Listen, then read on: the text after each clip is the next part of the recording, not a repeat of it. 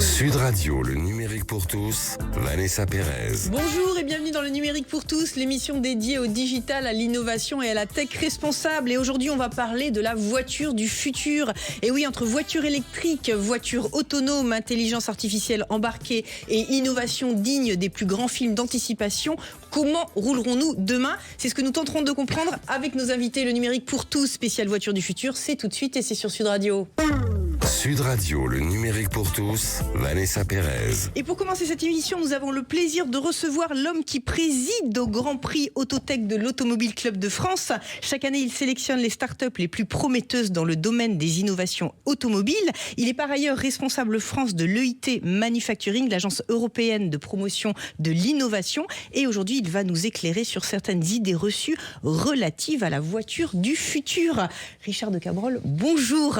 Alors, avec vous, Richard, on va rentrer dans le vif du sujet avec vous directement. J'ai envie de commencer en vous demandant si la voiture électrique est-elle vraiment écologique ou simplement un transfert de pollution vers les mines de lithium en Chine ?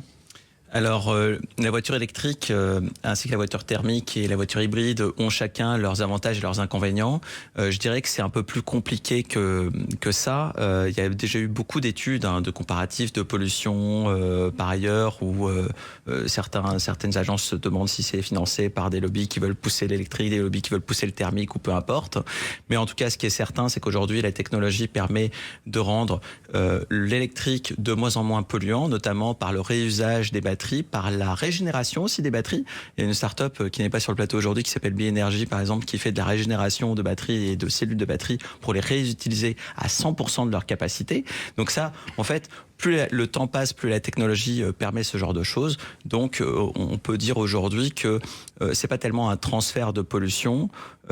Chaque élément, de toute façon, d'une voiture pollue à sa manière et tous les efforts sont faits pour les recycler. Et ça, par exemple, dans le concours, on voit de plus en plus de solutions qui nous expliquent comment recycler chaque partie de la voiture, jusqu'au siège. Alors, néanmoins, le véhicule électrique coûte cher aujourd'hui et l'autonomie est limitée. Les bornes rapides coûtent également cher. À qui profite aujourd'hui cette transition ?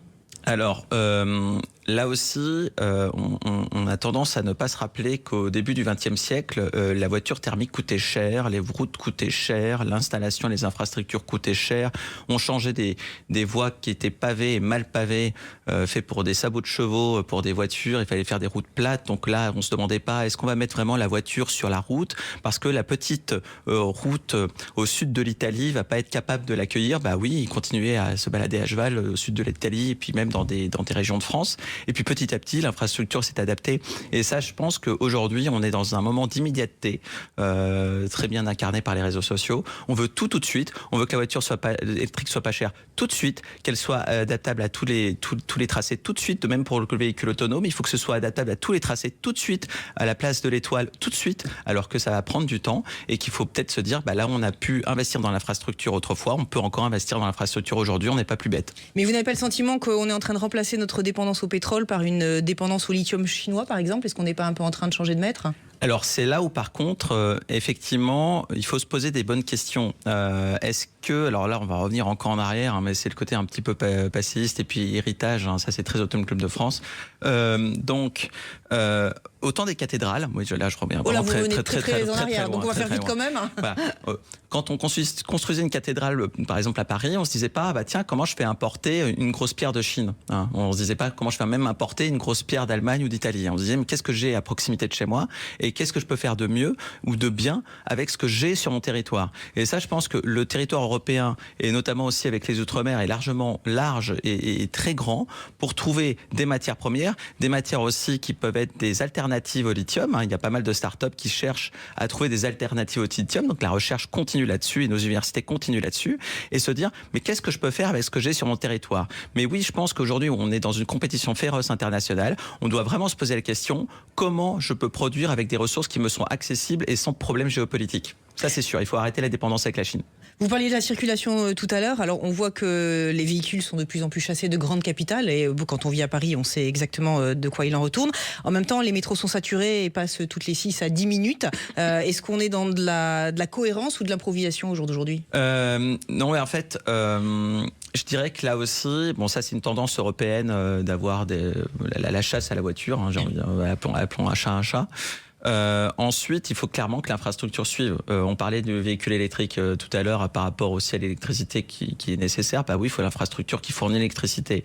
Quand on chasse la voiture, il faut l'infrastructure qui transporte les voyageurs dans les sous-sols des métros. Bon, moi-même, j'utilise le métro et je confirme, la ligne 8, c'est une horreur. Et plus ça va, plus les gens prennent le métro, d'autant plus qu'il y a un temps pourri. Donc le vélo, on oublie parce que le vélo sous la pluie, c'est quand même pas génial non plus. Et c'est vrai que là, l'offre ne suit pas. Donc ça, c'est sûr que c'est bien de faire ce genre de choses, peut-être pour une certaine catégorie de population qui peut profiter des bords de Seine en sortant à pied de leur appartement, ce qui n'est pas le cas de tout le monde, puisque tout le monde n'habite pas au centre de Paris. Le centre de Paris devient de plus en plus inaccessible, donc ça devient de plus en plus horrible. On sent là une pointe de cynisme, mais de réalisme néanmoins. Comment On sent une pointe de cynisme, mais tout de à fait. réalisme. Mais moi, je suis toujours cynique et sarcastique aussi de temps à autre. Mais effectivement, là, il y a un vrai besoin de dire, ok, pourquoi pas réduire l'usage de la voiture, mais il faut vraiment doper, booster, améliorer le transport public et même les retards et les pannes qu'il y a régulièrement sur le réseau. Pareil sur le périphérique à 50 km/h. Est-ce que pour vous, ça crée moins d'accidents ou ça augmente les risques avec des différentiels de vitesse? Alors pour moi, c'est une hérésie. Je pense qu'elle ne connaît pas le principe d'entonnoir. Effectivement, quand on réduit le goulot au début, on crée de plus en plus de bouchons. Et les bouchons sont parfois générateurs d'accidents, parce qu'en fait, c'est souvent des voitures qui changent de ligne, qui ensuite fauchent des scooters. Ça, j'en ai vu un devant moi pas plus tard qu'il y a 2 semaines. Donc, c'est dangereux. En fait, ça n'arrange rien. Là où je suis pas sûr que ça fasse plus de mal. Bon, je peux pas dire que ça réduit que ça augmente l'accidentologie. Par contre, ça n'arrange rien. Stationner à 18 € de l'heure à Paris, c'est une volonté écologique pour vous ou c'est une simple taxation déguisée des automobilistes? Ça peut être une source de revenus, tout à fait. Mais là encore, là aussi, je fais partie du camp qui pense que ça ne sert à rien, à part à faire des rentrées financières pour la ville de Paris, peut-être pour compenser le coût d'assainissement de la Seine. Et pour conclure, Richard, la R5 électrique, est-ce qu'elle a trahi son héritage? Avant, c'était embarque ta planche direction la plage. Aujourd'hui, c'est fait 100 km/h et revient la charger? Alors, c'est mon ancienne entreprise, j'ai un losange gravé dans le cœur. Disons qu'elle ouvre la voie à d'innovation électrique, ça c'est sûr. Ce n'est pas le même usage que la R5 d'autrefois, ça aussi c'est certain. Puisqu'effectivement le thermique permettait une certaine liberté en termes de distance. Ensuite, là encore une fois, c'est une question d'infrastructure, c'est une question de coût d'accès à l'énergie. Donc, est-ce que l'infrastructure d'alimentation d'énergie est assez forte? Parce que qu'est-ce qui fait que l'énergie aujourd'hui est chère sur les autoroutes avec les bornes à 175 kW? Effectivement, si on ne produit pas assez d'énergie pour que l'énergie soit pas chère. Et aujourd'hui, le véhicule électrique sera pertinent si l'énergie est pas chère. Aujourd'hui, elle est pas chère dans son garage, quand on a sa petite borne à soi. Donc manifestement, quand on a posé une maison dans une contrée un peu plus large que le monde urbain. Merci beaucoup Richard de Cabrol pour le Grand Prix Autotech de l'Automobile Club de France et l'EIT Manufacturing. Restez avec nous, on marque une courte pause et on se retrouve dans quelques instants pour savoir si la voiture du futur ressemblera définitivement à celle de Tom Cruise dans Minority Report. Nous parlerons également d'une révolution dans le domaine des batteries. Le numérique pour tous spécial automobile du futur, ça continue dans quelques instants et c'est sur Sud Radio. Sud Radio, le numérique pour tous, Vanessa Pérez. Et pour continuer cette émission spéciale Voiture du futur, j'ai le plaisir d'accueillir Soyeb El Outmani, président et cofondateur d'Entreview. Bonjour Soyeb. Bonjour, merci pour l'invitation. Ravi de vous avoir en plateau. Alors avec vous, on va parler d'évaluation de nos batteries. Et vous avez une façon très pertinente d'expliquer cette technologie. Vous dites que diagnostiquer une batterie, c'est un peu comme évaluer la santé d'un corps humain. Est-ce que vous pourriez nous expliquer pourquoi? Effectivement, donc la batterie, en fait, contrairement à un moteur thermique, c'est un système qui est chimique, donc qui ressemble un petit peu en fait au corps humain, on va dire. Et en fait, pour bien comprendre pourquoi c'est important d'évaluer une batterie, vous pouvez prendre 2 personnes qui ont la trentaine, voilà, elles ont le même âge. Par contre, elles vont avoir une façon de vivre qui est un peu différente. Certains vont peut-être fumer plus, boire plus ou des choses comme ça. Et donc ça veut dire qu'ils n'auront pas la même espérance de vie. Donc c'est pas parce que 2 batteries ont la même autonomie à un instant T ou des voitures ont le même kilométrage qu'ils vont forcément avoir la même durée de vie.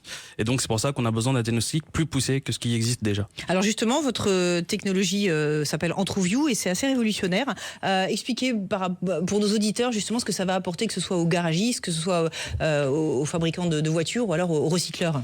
Effectivement, donc nous on a une technologie assez différenciante. On va se baser sur l'entropie, donc n'ayez pas peur. Je vais expliquer ça le plus simplement possible. Pour ça, vous avez juste à imaginer un verre d'eau, donc voilà, que vous voyez tous les jours. Quand vous le regardez, vous avez le volume qui ne change pas, la température qui ne change pas, mais on sait pertinemment que les molécules d'eau à l'intérieur sont en perpétuel mouvement. Ça veut dire que pour un même état visible, c'est-à-dire de ce qu'on voit, il y a plein de façons pour les atomes, les molécules d'eau à l'intérieur de se configurer. Et ce nombre de configurations, c'est l'entropie. Voilà, c'est aussi simple que ça.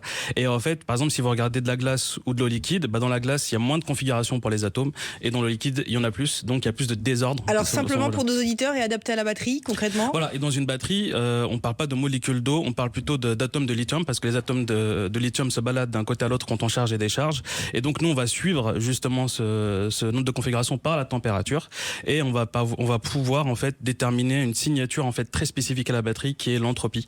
Et on va utiliser cette signature pour comprendre comment la batterie a vieilli, sans avoir besoin forcément de savoir tout ce qui s'est passé avant. On va, à partir d'une signature unique, dire comment la batterie a vieilli et quelle est son espérance de vie. Alors concrètement, ça s'adresse à qui ? Ça s'adresse aux propriétaires de véhicules ou alors plutôt aux garagistes Ouais, c'est plus une technologie, on va dire B2B. Donc aujourd'hui, pour le business, donc l'un de nos premiers use cases, c'est les centres CVHU qu'on appelle communément les CAS. Mais aujourd'hui, ça s'industrialise beaucoup, donc c'est beaucoup plus professionnel.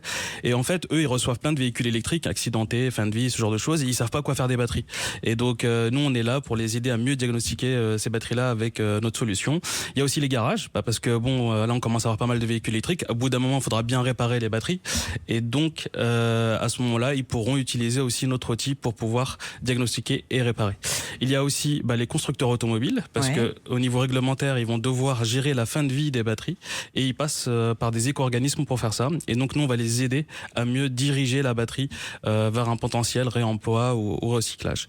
Et pour finir, on a bien sûr les assureurs, parce qu'en fait, quand on a un sinistre, ils ont besoin de savoir si la batterie est réutilisable ou pas. Je vais vous donner un exemple très concret. Nous, on travaille beaucoup avec le plus grand assureur automobile en France, et donc eux, ils ont eu un véhicule accidenté, et c'est un 5 km/h, donc c'est un tout petit choc. Et il y a le constructeur automobile qui leur dit l'airbag s'est déclenché, faut changer la batterie. Voilà. Donc la batterie 20 000 €. Voilà. Et donc ça pose beaucoup de problèmes aux assureurs. Et donc nous, on est venu et on a montré que la batterie était largement viable. Et donc ça permettra justement de diminuer les coûts et de mieux réparer les batteries pour le futur. J'imagine, Soyeb, que vous travaillez avec l'intelligence artificielle dans le diagnostic. Comment elle intervient ? Alors là aussi de manière très très simple. Alors de manière très très simple, je vais reprendre un peu l'analogie avec les humains. Oui. Quand on va chez le médecin et qu'on fait une radio, on a le médecin qui peut lire la radio, mais on peut aussi utiliser l'intelligence artificielle. Et nous, c'est pareil, en fait, la signature anthropique, pour pouvoir l'interpréter, on va utiliser l'intelligence artificielle et pouvoir mieux diagnostiquer et prédire aussi la durée de vie des batteries. On va aussi pouvoir utiliser cette intelligence artificielle pour aussi faire en sorte que le test soit beaucoup plus rapide que ce qu'il existe déjà, et donc permettre d'avoir vraiment quelque chose de vraiment facilement déployable sur le marché. Alors j'imagine il y a beaucoup de garagistes qui nous écoutent aujourd'hui dimanche. Concrètement, un garagiste vous appelle, comment ça va se passer ? Que leur répondez-vous ? Alors la première chose que j'aimerais bien répondre au garage, c'est de se former. Parce que c'est un nouveau métier, c'est un grand changement pour les garages, et donc il y a pas mal de centres qui permettent de se former sur la batterie des véhicules électriques, et donc déjà d'avoir les habilitations et de comprendre comment démonter, remonter une batterie. Donc ça, c'est la première étape, et donc voilà, il y a un gros travail de formation à faire. Ensuite, une fois qu'on est bien formé, qu'on est capable de faire cette étape-là, en fait, on pourra utiliser nos outils. Donc la première chose qu'on a, c'est une valise qu'on va, comme les valises de garagiste, qu'on va plugger au véhicule, et ça va permettre de dire assez rapidement si la batterie a un problème ou pas. Donc si elle a un problème, ce qu'on va faire, c'est qu'on va déposer la batterie, c'est-à-dire sortir la batterie du véhicule, et on va aller voir les modules à l'intérieur, lequel est défectueux ou pas, avec notre système là encore, qui est un système hardware et software, et ça va permettre de dire faut changer tel module, et il faut aller en chercher un autre chez les centres CVHU, dans lesquels on aura déjà diagnostiqué avec notre outil les pièces pour pouvoir bien matcher, parce qu'il est important de bien matcher les modules à l'intérieur d'une batterie pour que ça fonctionne bien. Merci beaucoup Soyeb, je rappelle que vous êtes le président et cofondateur d'Entroview. Et pour terminer cette émission, je vous l'avais promis, une innovation digne de Minority Report. Vous savez, lorsque la voiture de Tom Cruise s'ouvre automatiquement à distance alors même qu'il s'approche, sans contact physique. Et pour en parler, j'ai le plaisir d'accueillir Edgar Emery, président, cofondateur de Embod.me. Edgar, bonjour. Bonjour. Alors, Edgar, cette voiture du futur qui va être justement animée par votre technologie, comment elle fonctionne ? Comment elle fonctionne cette technologie ? Ok. Alors imaginez la voiture du futur, elle va être très minimaliste à l'intérieur. Vous enlevez la plupart des boutons, les surfaces deviennent vraiment épurées et comprennent votre intention. Vous voulez écouter de la musique, en fait, vous pouvez avec la voix peut-être dire ok, je veux écouter de la musique. Et là, sur le tableau de bord apparaît tous les contrôles qu'il vous faut pour Spotify ou Apple Music. Donc vous avez les contrôles de volume, vous avez les contrôles play, pause, next, la chanson, des recommandations, ce genre de choses. Maintenant, vous voulez changer votre direction, mettre quelque chose dans le GPS. Ok, vous dites je veux aller à telle adresse. Et maintenant, avec la main, vous allez pouvoir faire un geste, ça va venir zoomer, dézoomer, ce genre de choses. Mais quand vous êtes en train de conduire et que vous n'êtes pas en train de lancer une commande particulièrement, tout disparaît, vous êtes dans une salle blanche. D'accord. Alors ça me pose une vraie question de sécurité. Vous disiez qu'effectivement, alors la voix on connaît parce que certains le font déjà avec leur téléphone. La main, est-ce qu'il y a certains gestes justement que mon interface centrale va reconnaître? Et est-ce qu'il y a des gestes qui sont interdits parce que c'est une question de sécurité? Ouais. Alors effectivement, le geste, il faut bien l'utiliser. Nous, dans notre cas, en fait, on vient s'interfacer dans les écrans tactiles. Et ce qu'on fait, c'est que lorsqu'on approche le doigt de l'écran tactile, on vient zoomer sur l'écran. Donc plus on est proche avec le bout du doigt, plus les icônes deviennent grosses, jusqu'au moment où on peut toucher avec plus d'aisance. Alors quel type d'usages vont être concernés? On parle du divertissement avec effectivement la radio. Est-ce qu'il y a d'autres usages dans le véhicule qui ne sont pas à risque, qui vont être concernés justement par ce geste que je vais réaliser et qui fait que je vais donner un ordre? Ouais, en fait, tous les usages qu'on fait aujourd'hui sur les écrans tactiles, donc ils sont vastes, de la radio au GPS, en passant par les messages ou toutes les applications, tout ça, on va pouvoir apporter ce type de contrôle gestuel. Ils vont pouvoir être intégrés un peu plus dans les parois de la voiture, dans la coudoir, dans les surfaces. Donc ça, c'est une véritable révolution que les constructeurs vont devoir intégrer. Et ça, c'est quelque chose que nous pourrons voir dans nos véhicules d'ici 6 mois, d'ici 1 an. À quelle échéance ça? Alors, première échéance pour un partenariat dont je ne vais pas pouvoir trop parler aujourd'hui, mais 2027. 2027. Et on pourra voir quel type d'usage justement dans les véhicules? On effleurera et là on pourra voir faire quoi? Faire rouler son véhicule plus vite, utiliser de la musique? Non, on va pas toucher au volant. On va être sur des contrôles plutôt infotainment, donc tout ce qui est information et divertissement dans la voiture. La radio, le GPS, la clim. D'accord. Merci beaucoup Edgar Emery pour M-Bodmi. Le mot de la fin, Richard de Cabrol, vous voyez beaucoup de start-up et vous leur donnez des prix et des récompenses. Concrètement, les grandes tendances, celles qui aujourd'hui vraiment ont le vent en poupe et qui vont révolutionner notre mode de conduite ou alors notre utilisation des véhicules, comment vous pourriez les résumer? Alors, je dirais qu'aujourd'hui, et ça, je pense que tous les Français le voient sur leur facture quand il s'agit d'acheter un véhicule, c'est le prix, c'est le coût. C'est surtout là où les efforts sont aussi entrepris, au-delà effectivement d'améliorer l'ergonomie et l'amusement du véhicule. C'est aussi réduire le coût d'achat. Donc, c'est surtout comment produire plus vite, comment produire moins cher, comment se trouver des matières qui sont aussi moins chères. Et c'est là où aujourd'hui il y a la majeure partie des innovations. Là, l'appel à projet du Grand Prix SF Autotech s'est terminé donc il y a 2 jours. Et je dois avouer que la dimension manufacturière sera très présente encore une fois cette année. C'est comment acheter un véhicule moins cher. Et la question de la souveraineté, j'imagine, se pose cruellement dans le domaine de l'automobile. Concrètement, est-ce qu'on a des éléments tangibles et des réponses avec des pépites, soit françaises, soit européennes, qui vont apporter des solutions concrètes pour éviter notre dépendance? Alors oui, par exemple, alors ça, je vais pas parler de la promotion de cette année parce que j'ai pas encore ouvert un seul des dossiers, mais dans les années passées, on a découvert Géolith qui nous a permis de découvrir du lithium en Alsace sur notre territoire, donc ça c'est quand même chouette. Hein, c'est pas la Chine, l'Alsace, hein, ça mange de la choucroute. Et donc, typiquement, c'est le genre d'innovation qui peuvent nous aider à avancer. Donc, ce sera vraiment un mix, un échange entre les innovations qui peuvent nous permettre de trouver des matières premières, soit de recycler des matières dans une autre matière critique, soit effectivement de faire des batteries avec une autre matière que le lithium. Et puis, parallèlement, penser à l'infrastructure. Oui, en fait, quelque part, on parlait du véhicule électrique tout à l'heure, c'est un enjeu de souveraineté. On n'est pas capable de produire beaucoup de pétrole en Europe, on est capable de produire beaucoup d'électricité. Donc, saisissons cette chance. En fait, finalement, le véhicule électrique, c'est un enjeu de souveraineté aussi. On parlait du divertissement avec Edgar. C'est aussi une grande tendance que vous voyez à l'intérieur du véhicule. On va le vivre un peu différemment, ce véhicule. C'est aussi ça. Il y a comme une diversité aujourd'hui des moyens de transport et même le transport public et aérien, c'est quand même beaucoup démocratisé. Donc maintenant, le véhicule doit un peu se réinventer. Et c'est là où ils réinventent les expériences à bord, puisque ça ne doit plus être seulement un objet trajets de déplacement d'un point A à un point B, même si ça c'est les petites mobilités aujourd'hui qui s'en occupent beaucoup. Ça doit être aussi un environnement d'amusement, de fun, où on s'amuse. Pourquoi ? Parce qu'à un moment, et on le voit, le véhicule autonome est aujourd'hui très actif en Chine et aux USA. À un moment, ça va venir chez nous.